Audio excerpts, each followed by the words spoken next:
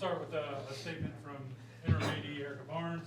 We'll hear from guest of honor Terry Francona, and then we'll open it up for Q&A.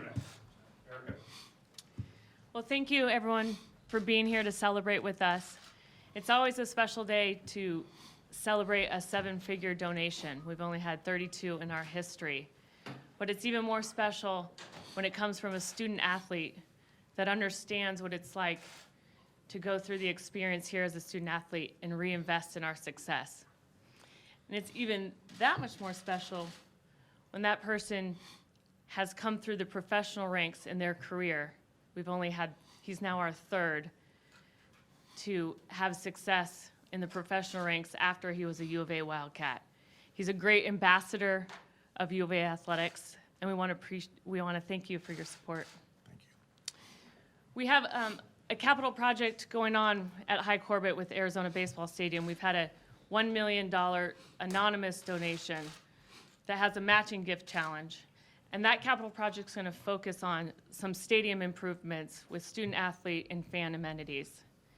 But Terry's gift is going to be earmarked for a new indoor hitting facility. The footprint will be where the existing batting cages are right now. And I think everyone can agree that he understands hitting more than anyone else maybe that's gone through this program. So we are proud to be calling it the Terry Francona Hitting Facility.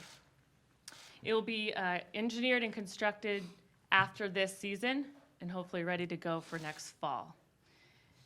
Lastly, I want to thank a few people. We want to thank Phoebe Chalk for helping secure this gift. We appreciate the support that she has for U of A baseball. We also want to thank our marketing, ticketing staff, event operations staff, communication services, and everyone else that is behind the scenes that makes High Corbett and U of A baseball a great fan experience.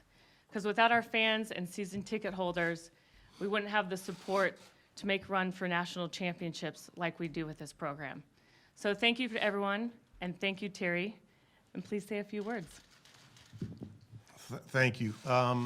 First, I'd like to apologize for my attire. Phoebes told me I needed to wear something U of A. All my collared shirts are in Cleveland. All my heavy shirts are in Cleveland. This was all I had, so I'm not the best dresser, but I usually do a little better than this. I can't tell you how honored I am to be a part of this today. When I was 18 years old, I came out to the U of A, and I was a typical 18-year-old kid. I wanted to see everything. I wanted to try everything.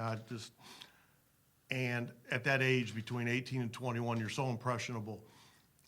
And I caught the biggest break ever from Coach Kindle to Coach Stitt to Coach Wing. I learned how to play the game correctly. But not only that, I think I learned how to treat people with respect also. And if you can come through college learning those two things, I think you're way ahead of the game. I got to talk to the U of A baseball team last week. I saw so many things that resembled, the 1980 team, the enthusiasm, the respect. Watching Jay and his staff go about it, it just seemed like something that now that I can do, I can handle. And since I've been back in Tucson for 4 or 5 years now, I really did want to give back because the U of A has really given me everything I have in baseball. I owe the coaches and the school everything that I've learned. Even some of the professors and teachers that were so patient with somebody that really needed to be patient because it was hard. It was the best 3 years of my life, and this is my way of saying thank you. I do much better with Q&A than giving speeches, so if anybody has, I'd be happy to try to answer them. Tito, how did this all come together? Phoebes and I were just talking one night, and I think she knew I was in a position where I maybe wanted to do something now. So she got, I think, her wheels spinning a little bit, and this was coming up, and Jay, they needed this hitting cage, and it just kind of made sense. I was open to a lot of things. I just wanted to be able to help out. One of the things for a long time, I always felt like I always wanted to to make enough money where I could do something for other people. And it took me a while. I didn't do it as a player, but maybe now as a manager, maybe I can. So it feels good to give back because I was given a lot when I was here. I mean, I was given my future. Question for Jay, what does this mean for the baseball program to have this happen? Well, first thing I want to say is thank you. It's not just the money that I look at this. It is the person. And I can't think of anybody's name I'd rather have on that facility than Terry's. I mean, you're talking about a Hall of Fame person and everything he does. I believe he's a Hall of Fame manager when that time comes. Arguably the best player in the history of this program, and that's saying a lot with all the great players that these previous coaches had come through here. And it's just the impact that it's going to have on our players' development. You know, the offensive side of the baseball is a big deal to us here. And to have a facility that helps us maybe catch up with some of the other facilities in the Pac-12, it will complement the rest of the great things we have here at High Corbett. And just gratitude is the only thing that I'm thinking about today. And like I said, it's the gift, but it's also the person. And hopefully this is a great free agent that wants to go play for the Indians right now. That was Brad Mills. He wanted to donate another $10 or $15. I'm calling him. One thing I should have done earlier, I want to acknowledge that the current players, but also some of the former players up there, Mo and Chip and the guys. And it's probably, if you're going to put my name on the cage, you should probably put Coach Stitt's name somewhere on there too, because nobody spent more time with me hitting than, and I'm not talking about just when I was at the U of A, but when I'd come back every year asking for help. I'm trying to think how to say this. I don't like to be very, to brag or talk about things, you know, I don't believe in that much. But I think the one thing I've done better than any person in the history of this game is meet nice people. And it shows today. There's a handful of them over there today. Everywhere I go, I run into people that are unbelievable. And because I got hurt and I ended up not being a very good player, I went to a lot of places. But I've met so many people that are so special, and today's just another indication of that.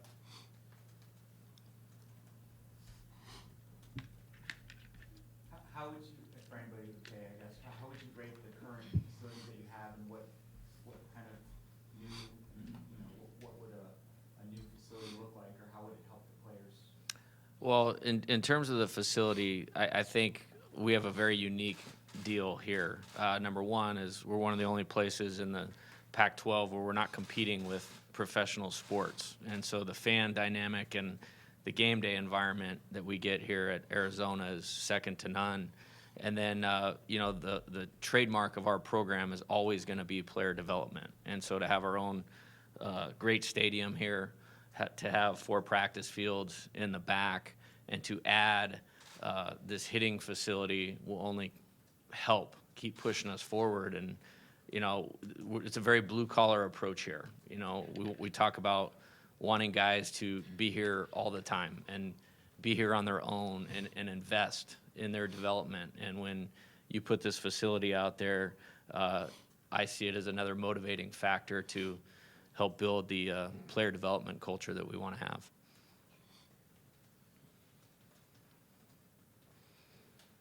Anything else? For Terry, what do you like about the way Jay goes about his business, the way he manages? Well, his enthusiasm is easy to see right off the bat. Also Sergio, I actually went to college with Sergio's nephew, so there's a little bit of a lineage there. I feel like the people that run the place here know what they're doing. And, like I had my chance here and I had my turn here. Now it's Jay's chance. So, I kind of stay out of his business other than hopefully to give support. But I'd be lying if I said I wasn't a big fan. And, last year when they were in Omaha, Millsy and I were like, on the computer, it felt good. It's fun to feel nervous about watching something you care about. And, usually from afar, but I'm a big fan and I will continue to be. Future pitchers and catchers report in a few days. How excited are you to get up to Goodyear and get going again for the new season? I just got back from Cleveland Sunday night. I'm leaving tomorrow morning at 8:30. And it doesn't matter how many years you do it, it's always the same excitement. I may not move as quick as I used to, but the enthusiasm is still the same. If you care about baseball, this time of year, everybody's glass is half full, as it should be. But I think we have really good reasons to be optimistic this year. We're excited. What was the message that you gave the guys last week?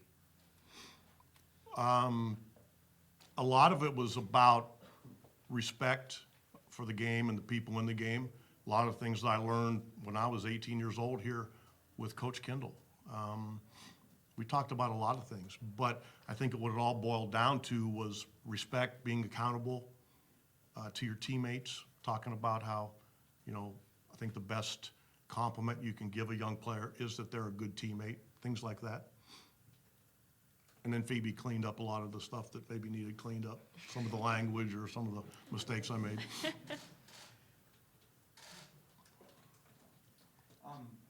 Your team was on the brink of winning the championship, Arizona on the brink of winning the championship and fell just short. Is there any kind of message that you relayed in that regard about you come so close, how do you get past that or you get over that final hurdle? Well, not just that, but the part of the message was that whether you're in college or in A-ball or in the major leagues, when you win, that's what's important.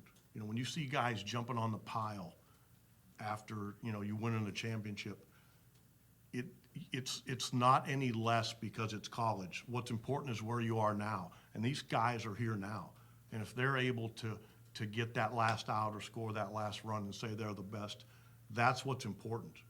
And when you're that close, the hope is that they feel they taste it and they get hungrier to come back. It's hard to be the last team standing. We talked about, you have to value winning more than any other team you're playing. And that doesn't mean just during the games. That means practicing in the weight room, eating, sleeping, everything. And if you do those things, you give yourselves a chance. What do you remember from your first year here, Terry? I had longer hair. That lasted about a week. Coach Kendall took one look at that and I had a haircut. I learned how to play baseball correctly. Remember, my dad came out at the end of October, so I'd been out here about 6 weeks practicing, and he couldn't believe it. He was, in just 6 weeks, he couldn't believe the progress I had made. I mean, again, back then, they didn't have some of the regulations they do now. So there were a lot of nights, the student union closed at 6:15 for dinner. I missed dinner a lot of nights. It was okay. We practiced so much, we got better. And he taught us how to behave ourselves. And when I moved into professional baseball, I felt like doing the fundamentals, I was way ahead of a lot of players. Saying that, also, and Coach Stitt and Coach Kendall were both here today, there wasn't anything I couldn't talk to them about. And believe me, I did. And that's important when you're 18, 19 years old and 3,000 miles away from home. How come you chose to come here instead of turn pro right away? Because they offered me $18,000. I think my dad and my mom knew that I wasn't gonna be the student that they wanted me to be, but I think they thought that the college experience would be really beneficial for like an 18-year-old that probably needed to learn to make some better decisions at times. And I'm really glad that I did. And you come to college, and when you make a mistake, you have a chance to atone for it. You're not considered a grown-up yet. And those 3 years here, I learned how to act and how to behave and how to not just in the game but outside the game. And I think there's things I've learned that I've hopefully carried on for a lot of years and maybe even passed on to younger players now. But it helped me mature because I needed to. I had a long way to go. And the coaches and the players here, it was the best experience I could ever imagine. If there was one lesson you took away from last year's World Series, what would it be? wish it wouldn't have rained in the ninth inning. You know, I get asked all the time, like, hey, when did you realize that your team was special? And I actually thought they were special right from the beginning of spring training. I mean, you don't know what's going to happen. I mean, you know, we had pitchers get hurt. We had one guy get hurt in a drone accident. You don't see that every day. I tell the story a lot that when Trevor Bauer's finger was bleeding on the mound in Toronto, things weren't looking real bright for us. And I talked to Corey Kluber before the game about maybe coming back on short rest. And I hit the dugout steps and my head was kind of spinning. And Kluber just looked at me and nodded like, I got this. So I was like, okay, that helps. And before I even got down to the end of the dugout, Josh Tomlin had his spikes on and was heading out to the bullpen. Well, he had just pitched the day before. I wasn't going to let him do that. But those types of players are the kind of guys we have. So even though we didn't get that last run and win, they did everything in their power. They left everything on the field. I was so proud of that group that, I mean, I've never been as proud of a group. And even taking it a step further, off the field, this is a group that came up with something called the Larry Doby Fund, which was right before the playoffs. Every player, coach, trainer, clubhouse guy, front office person, and owner donated $1 million to inner city youth in Cleveland. I've never seen that done before. I was so proud of them. This was before the playoffs started.